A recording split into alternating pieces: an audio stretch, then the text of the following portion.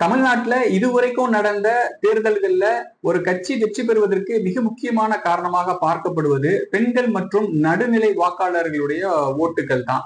இந்த 2 பேருடைய ஓட்டு எந்த கட்சிக்கு அதிகமாக விழுவதோ அவங்கதான் வெற்றி பெறுவதாக அரசியல் விமர்சகர்கள் சொல்றாங்க.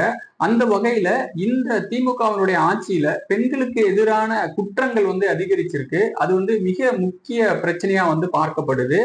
என்னதான் தன்னுடைய கட்டுப்பாட்டுல காவல்துறையை வச்சிருந்தாலும் குற்றங்கள் நடைபெறாமல் தடுப்பதற்கு வேண்டிய முன்னெச்சரிக்கைகளை போதிய அளவுக்கு செய்யல அப்படிங்கிற ஒரு மிகப்பெரிய ஒரு குற்றச்சாட்டு இருக்கு. இன்னொரு பக்கம் அதிமுக ஆட்சி காலத்துல செயல்படுத்தப்பட்ட தாலிக்கு தங்கம் கொடுக்கக்கூடிய அந்த திட்டமாக இருந்தாலும் சரி, இன்னொரு பக்கம் அரசு சுகாதார மையங்கள்ல குழந்தை பெற்றுக் கொள்ளக்கூடிய ஏழை எளிய நடுத்தர குடும்பத்து பெண்களுக்கு உதவித்தொகையும் வழங்கப்பட்டு வந்தது. இந்த 2 திட்டங்களும் நிறுத்தப்பட்டிருக்கு அப்படிங்கிறது சொல்லப்படுது. இதன் மூலமாக அதிகமாக பாதிக்கப்படுவது யார் அப்படின்னு பாத்தீங்கன்னா ஏழை எளிய குடும்பத்து பெண்கள் தான் அதிகமாக பாதிக்கப்பட்டிருக்காங்க. இந்த மாதிரி பெண்களுக்கு எதிரான ஒரு அதிருப்தியை அதிகமாக இருக்கக்கூடியதுனால பெண்களுடைய ஓட்டு அப்படிங்கிறது இந்த திமுக அரசாங்கத்துக்கு இனி வரக்கூடிய தேர்தலில் விழுவுறது அப்படிங்கிற சந்தேகத்தை ஏற்படுத்தியிருக்குன்னு சொல்லலாம்.